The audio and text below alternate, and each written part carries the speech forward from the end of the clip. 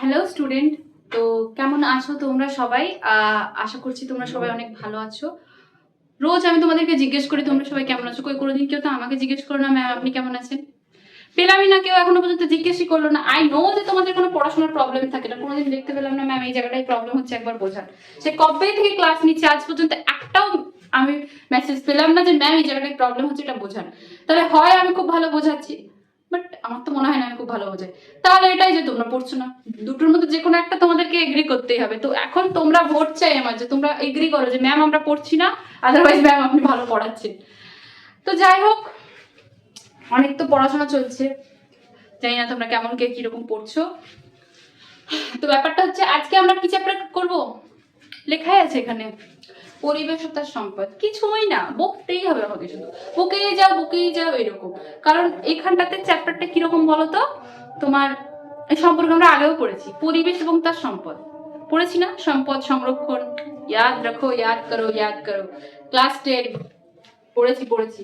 আমার তো মনে আছে, তোমাদের মনে না থাকলে তোমরা পড়োনি তাই। তো আমরা আজকে এই পরিবেশ এবং তার সম্পদে কি পড়বো দেখা যাক। তো চলো দেখি পরিবেশ এবং তার সম্পদ। তো ফার্স্টই হচ্ছে বাস্তুবিদ্যা ও বাস্তুবিদ্যার সংগঠন। হোয়াট ইজ বাস্তুবিদ্যা? Ecology or ecological organisation. তো ইকোলজিক্যাল অর্গানাইজেশনে কি কি আছে ফার্স্টেই দেখবো। যে ইকোলজি কাকে বলে? Doesn't care. ফার্স্ট কোশ্চেন আমরা একদম কোশ্চেন মার্ক করতে যাব। ইকোলজি শব্দটির প্রবর্তন করেন কে? Ernst Haeckel. ইকোলজি, ঠিক আছে, এটার যে তোমার প্রবর্তক সেটা হচ্ছে হেকেল। ওকে। তো ইকোলজি শব্দটি গ্রিক শব্দ ওইকোস অর্থাৎ বাসস্থান। ইকোলজি কথাটার অর্থ কি? বাসস্থান। মানে ইকোস কথার অর্থ বাসস্থান। ইকোলজি শব্দের অর্থ বাসস্থান সম্বন্ধে জ্ঞান। তো এই হচ্ছে এখানে একটা জায়গা। বাস্তুবিদ্যার বিভিন্ন স্তর, একক, জীব স্তর, একক। আমি অ্যাকচুয়ালি নিজেই কনফিউজ আমি কি পড়াবো, কারণ এখানে শুধু আমাকে পড়েই যেতে হবে, মানে এখানে কোনো কোয়েশ্চেন নেই। তো আমি চলো পয়েন্ট টু পয়েন্ট একবার বলছি, দেখো তোমরা। ফার্স্টে হচ্ছে বাস্তুবিদ্যার বিভিন্ন স্তর, ঠিক আছে। প্রথমে একক জীব স্তর। একক জীব স্তর হচ্ছে যে পরিবেশের সঙ্গে সম্পর্ক রেখে জীবের গঠন, শারীরিক আচরণ, বিস্তার এবং অভিযোজনে পরিবর্তন ঘটে একক জীব স্তরে। একক জীব স্তরের ফার্স্ট পয়েন্টে আসছে আলো, নেক্সট আসছে আর্দ্রতা, তারপর আসছে তাপমাত্রা। মানে বুঝতে পারছো কি কি এগুলো কি জিনিস, কার জন্য কতটুকু তাপমাত্রার প্রয়োজন, কতটুকু আর্দ্রতার প্রয়োজন, কতটুকু আলোর প্রয়োজন, সেগুলো বলা হয়েছে। এখান থেকে কোশ্চেন দেয় না আসলে। এখানে হ্যালোফাইট, জিরোফাইট ওগুলো তো পড়েছি। নেক্সট সেকেন্ড পয়েন্ট হচ্ছে পপুলেশন স্তর। পপুলেশন স্তর বলতে গেলে একই স্থানে বসবাসকারী একই প্রজাতিভুক্ত জীবগোষ্ঠী বা খুবই নিকট সম্পর্কিত জীবগোষ্ঠী যাদের মধ্যে জিনের আদান প্রদান ঘটে তাদের পপুলেশন বলে, ঠিক আছে। পপুলেশন হচ্ছে সকল সদস্যরা সাধারণত একই পরিবারভুক্ত হয়, যেমন গির জঙ্গলের সিংহের পপুলেশন। পপুলেশনের বৃদ্ধির নিয়ন্ত্রক শর্তাবলী। ফার্স্টে হচ্ছে জন্মহার, ন্যাটালিটি। জন্মহার মৃত্যু আর পড়েছিলাম না, সেই একটা n/2d ইনটু সামথিং একটা ফর্মুলা দেখিয়েছিলাম না তোমাদেরকে, ওইটা আবার আসবে ওটা। দেখো, পপুলেশন প্রজাতির সদস্যরা যে হারে সন্তান সন্ততির জন্ম দেয় তাকে বলে ন্যাটালিটি। পপুলেশন বৃদ্ধিতে ন্যাটালিটি প্রধান সহায়ক পদ, ঠিক আছে। ন্যাটালিটির দুটি প্রকারভেদ, একটা হচ্ছে চরম বা সার্বিক ন্যাটালিটি, কিছু দেয় নাই, দেখো ওই ফর্মুলাটা n/ND/T, জন্মহার বাই মৃত্যু হার সেম অ্যাজ মর্টালিটি। কি দেখাবো, জাস্ট চ্যাপ্টার শেষ করা বলে কথা, কারণ এখানে তোমাদের কিছু নেই। It's the last chapter of class 9। No তোমাদের চ্যাপ্টার কমপ্লিট হয়নি, এখনো দুটো চ্যাপ্টার আছে, দুটো ইম্পর্টেন্ট চ্যাপ্টার আছে। এটা হচ্ছে তোমাদের লাস্ট চ্যাপ্টার, মানে এই নয় যে শেষ। ন্যাটালিটি আর মর্টালিটি তোমার পার্থক্য দিয়ে দিয়েছে। পরিযান কাকে বলে বলো তো? এখান থেকে কোশ্চেন এটা দিতে পারে যে ধরো এক স্থান থেকে অন্য স্থানে যখন মানে সংজ্ঞাটা দিয়ে দিবে, পপুলেশনের সংজ্ঞাটা, মাইগ্রেশন বা পরিযানের যে সংজ্ঞাটা দিয়ে দিবে, দিয়ে বলবে যে এটাকে কি বলে। শীতকালের বলিহাস, শামুকল প্রভৃতি। বুঝতে পারছি আমি এনার্জি লেস হয়ে যাচ্ছি, তাই তোমরা এনার্জি লেস হও না, কারণ তোমরা জানো যে ম্যাম ওই জায়গাটা বেশি ফোর্স দেয় যে জায়গাটা কোশ্চেনের জায়গা হয়। এই জায়গাগুলো কোশ্চেনের জায়গা না, তাই আমি এটা খুব হালকা ভাবে যাচ্ছি। তো তোমরা এটাকে হালকা ভাবে নাও, যখন এটাকে ভারী ভাবে নেওয়া হবে তখন আমি ঠিক ভারী ভাবে নেবো। ওকে। পরিযান দুই রকমের, প্রবাসন, অভিবাসন। কমিউনিটি স্তর, সংজ্ঞাগুলো দেখবে। কেন দেখবে বলছি, কারণ এখানে এরকম দিতে পারে একটি বসস্থানে একটি বসতি স্থানে বিভিন্ন প্রকার পপুলেশন মিলিত যে সংগঠন গড়ে তোলে তাকে নিম্নলিখিত কি বলে? নিম্নলিখিত তোমার পপুলেশন হতে পারে, কমিউনিটি স্তর হতে পারে। তাহলে এখান থেকে কিন্তু এরকম সংজ্ঞামূলক কোশ্চেন দিতে পারে, যেহেতু এই চ্যাপ্টারে এরকম টাইপ পয়েন্ট গুলো বেশি আছে। তাহলে জায়গাটা বুঝতে পারলে এই জায়গাগুলো দেখবে। এরপর হচ্ছে কমিউনিটি স্তরে সম্ভাব্য আন্তঃক্রিয়া। পরজীবিতা কি? অন্যের উপর ডিপেন্ড করে বেঁচে থাকে। এক্সাম্পল সান্দ্রতা, উদ্ভিদ, এগুলো। পরজীবীর বৈশিষ্ট্য, প্রসক্তি অবস্থান, বহি পরজীবী, অন্তঃপরজীবী, এগুলো হচ্ছে সহযোগিতা, মিথজীবিতা, এগুলো সংজ্ঞা, সব সংজ্ঞাগুলো দরকার। আসলে এগুলো কোয়েশ্চেন না হলে বোঝা যায় না, বুঝতে পারলে? বাস্তুতান্ত্রিক স্তর। বাস্তুতন্ত্র হলো একটি ক্রিয়ামূলক একক, যে ক্ষেত্রে পারিপার্শ্বিক পরিবেশের অন্তর্গত জীবজ আর অজীবজ উপাদানগুলো একত্রে পরস্পরের উপর ক্রিয়া প্রতিক্রিয়া করে। গঠনগত বৈশিষ্ট্য, এর হচ্ছে অজীবীয় সত্ত্ব, আলো, তাপমাত্রা, জল, বায়ুমণ্ডল, ভূপ্রাকৃতিক গঠন, ঠিক আছে। জীবজ শর্তাবলী, এখান থেকে একদমই কোয়েশ্চেন দেয় না, বুঝতে পারলে? কোয়েশ্চেন এখান থেকে তোমাদেরকে স্পেসিফিক কোয়েশ্চেনই করাতে হবে, নাহলে তোমরা বুঝবে না। খাদ্য বিয়োজক, খাদ্য শৃঙ্খল সম্পর্কে জানো তো? এই যে তোমার পোকামাকড় খেলো, তোমার ব্যাংক খেলো, সাপ, মানে একে অপরের সাথে ডিপেন্ড করে যে শৃঙ্খল আকারে, সেই জিনিসটা খাদ্য শৃঙ্খল। এখানে দেখো তৃণভোজী খাদ্য শৃঙ্খল, ঘাসকে খাচ্ছে ঘাস ফড়িং, ঘাস ফড়িং থেকে ব্যাং, ব্যাং থেকে সাপ, সাপ থেকে বাজপাখি। এবার ঘাস ও গুল্ম জাতীয় উদ্ভিদ, হরিণ, বাঘ, জলজ উদ্ভিদ, পতঙ্গের লার্ভা, মাছ ইত্যাদি। এই হচ্ছে খাদ্য জলকের গঠন। এখান থেকে কোশ্চেন দেয় না, ছোটখাটো ইম্পর্টেন্টই না, তবে কিভাবে তোমাদেরকে বলবো বলো? এই যে এটা দেখো, একটা বিজ্ঞানী লিন্ডেম্যান এর 10% সূত্র অনুযায়ী, তাহলে 10% সূত্রের আবিষ্কর্তা বিজ্ঞানী লিন্ডেম্যান। ইম্পর্টেন্ট। কি আর কোশ্চেন দেবে বলো? ক্লাস 9 আর ক্লাস 10 এর মধ্যে তোমার এতটা থাকে, মানে ধরো এতটা সিলেবাস, ঠিক আছে, এতটা চ্যাপ্টার, সেখান থেকে 40টা কোশ্চেন বের করা একটু ইজি। মানে আমি এক্সামের কোশ্চেন ওয়াইজ বলছি, ওকে। বাস্তুতন্ত্র, শক্তি প্রবাহ, শক্তির অর্জন, সংজ্ঞা। তোমাদেরকে আমি যেহেতু চ্যাপ্টারটা তোমাদেরকে খুব একটা পড়াচ্ছি না, স্কিপ করে যাচ্ছি, তো এই চ্যাপ্টারটা তোমরা কি করবে বলো তো? আমি তোমাদেরকে এখান থেকে আলাদা করে কোশ্চেন দেবো, ঠিক আছে? এটার জন্য কোশ্চেনই পড়তে হবে। এখানে চ্যাপ্টার আমি মানে কিচ্ছু পড়ার নাই, শক্তির ব্যবহার কি, পরিপোষক চক্র, কিচ্ছু নাই। এখান থেকে আমি তোমাদেরকে একদম প্রপারলি কোশ্চেন প্র্যাকটিস করবো। এখান থেকে কোয়েশ্চেন দেখবে তোমরা। আমি তোমাদেরকে স্কিপ, গ্যাস চক্র, পারমাণবিক চক্র, প্রাকৃতিক সম্পদ ও তাদের স্থিতিশীল ব্যবহার। প্রাকৃতিক সম্পদ বলতে কি? তোমাদের বিভিন্ন রকমের তোমার মাটি, প্রাকৃতিক সম্পদ, মাটি, বন, জঙ্গল, জল, এগুলোই। এই যে টুকটাক এইসব।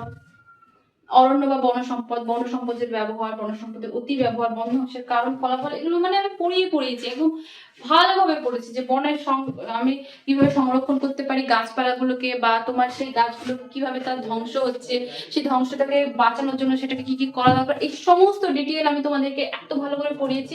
এই জায়গাগুলো তোমাদের এখন নিজেদেরই পড়তে আর ভালো লাগবে না।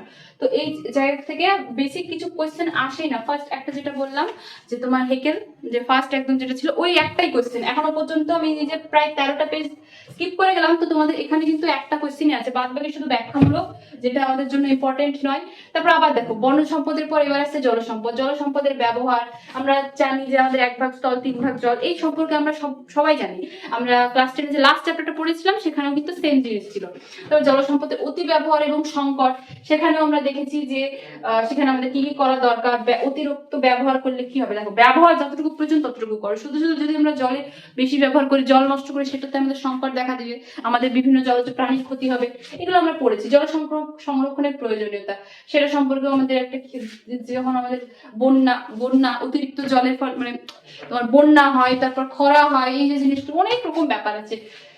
জল সংরক্ষণের উপায়, বা জলাশয় খনন, বাঁধ প্রকল্প, বিভিন্ন রকম। বৃষ্টির জল সংরক্ষণ করে রাখা উচিত, বৃষ্টির জল ধরে রাখার বিভিন্ন পদ্ধতি, ওকে। খাদ্য সম্পদ, কৃষিকাজ, উদ্যানবিদ্যা, পশুপালন, এগুলো একদম বেসিক জিনিস। মৎস্য চাষ, দেখো দুগ্ধ উৎপাদনকারী প্রাণী, এখান থেকে এগুলো তোমরা এমনি পারবে, আমি না পড়াবে, সবাই জানো এগুলো আমাদের দৈনন্দিন জীবনে খুব ইম্পর্টেন্ট একটা জায়গা। যে তোমার দুগ্ধ উৎপাদনকারী প্রাণী কি, মাংস বা ডিম উৎপাদনকারী প্রাণী, পশম ও চামড়া উৎপাদনকারী প্রাণী, বিভিন্ন কাজে ব্যবহৃত প্রাণী, এগুলো ইজি।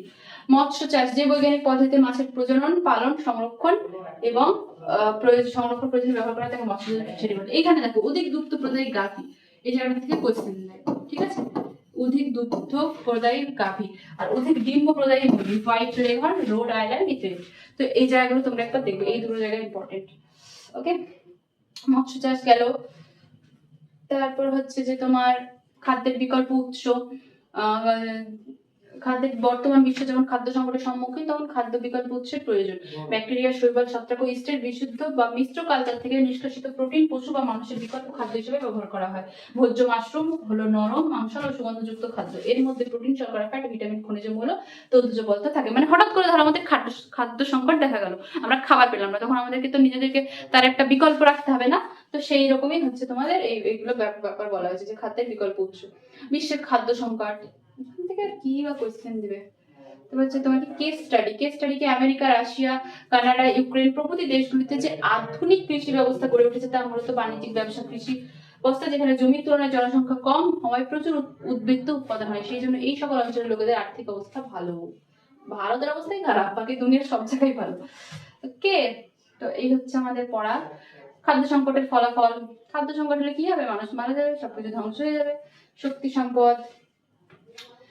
সম্পদের প্রকার, পুনর্নবীকরণ যুক্ত। এই দেখো এখান থেকে এক্সাম্পল দিতে পারি কি, মানে এই জায়গাটা দেখো পুনর্নবীকরণ যুক্ত কি কি, সেটা হচ্ছে বায়ু শক্তি, জলবিদ্যুৎ শক্তি, জৈব গ্যাস। আর পুনর্নবীকরণ অযোগ্য, সেটা হচ্ছে কয়লা, পেট্রোলিয়াম, প্রাকৃতিক গ্যাস। তাহলে এইটা হচ্ছে আমাদের ইম্পর্টেন্ট, মানে এইটা আমাদের কি বলতো বেশি কাজে লাগে, ঠিক আছে। এই জিনিসটা বেশি কাজে লাগে, আর এই জিনিসটা কি হচ্ছে তোমার কম কাজে লাগে। মানে কম কাজে লাগে বলতে গেলে এটা আমাদের ক্ষতি করে, ওটা আমাদের ক্ষতি করে না। মেইন রিজন হচ্ছে এটাই, ঠিক আছে। কয়লাকে পোড়ালে এই রাসায়নিক শক্তি তাপ শক্তি, রাসায়নিক শক্তি থেকে তাপ শক্তি রূপান্তরিত করতে হলে কি লাগে? কয়লা লাগে। মানে এমনটা নয় যে শুধু কয়লাই লাগে, এটা আমি বলছি তাই। ওখানে খনিজ তেল, জলবিদ্যুৎ শক্তি তো জানোই, জল ইউজ করে অনেক জায়গায়। এই যেটা দেখো ক্লিয়ার রাসায়নিক ছবিটা, এখানে কিছুই না। এখানে পারমাণবিক শক্তির ব্যবহার, পারমাণবিক শক্তির সুবিধা, বায়ু শক্তি, জলশক্তি, বায়ু শক্তি, বিদ্যুৎ শক্তি, সমস্ত শক্তিগুলো যেগুলো আমরা অ্যাভেলেবেল পেতে পারি, যেগুলো আমরা খুব তাড়াতাড়ি, আমাদের জন্য খুব ইজি, এবং আমরা এটা যদি ঠিকঠাক কাজে লাগাতে পারি তাহলে আমাদের পরিবেশ দূষণ অনেকটা কমবে। একটা কয়লা, পেট্রোল এগুলো ইউজ করলে এগুলো আমাদের কাছে লিমিটেড, প্লাস এইগুলো যদি আমরা ইউজ করি আমাদের পরিবেশটা দূষণও হবে। কিন্তু এই তোমার সৌরশক্তি, বায়ু শক্তি এগুলো কিন্তু আমাদের খুব ভালো ব্যবহারের কাজে লাগে। সৌরশক্তি হলো সুবিধা অসুবিধা, এগুলো তো সবাই টুকটাক জানো। শক্তির অপচয়, প্রাত্যহিক জীবনে শক্তির সংরক্ষণ। এই হচ্ছে ব্যাপার, মানে চ্যাপ্টার শেষ। বুঝলে কি স্টার্ট করলাম আর কি শেষ করলাম আমি নিজেই বুঝতে পারলাম না, তো তোমাদেরকে কি বোঝাবো। অ্যাকচুয়ালি এই জায়গাটা তোমরা দেখো, ওভারঅল পুরো চ্যাপ্টারটার নামই কি ছিল? পরিবেশ ও তার সম্পদ, ঠিক আছে। তো এই চ্যাপ্টারে আমরা দেখো, এই চ্যাপ্টারে পরিবেশ ও তার যে সম্পদ, তো এইখানটাতে তার সম্পদ, পরিবেশের সম্পদ কি? জল, বায়ু, মাটি, অরণ্য। তাহলে এর যা যা কাজ, এর কি ভালো দিক, খারাপ দিক, কেন সংরক্ষণ করা উচিত, কিভাবে সংরক্ষণ করা উচিত, সংরক্ষণ করলে কি হবে, না করলে কি হবে, এই যে টোটাল ব্যাপার, সেই সব ডিটেলস এখানে দেওয়া আছে।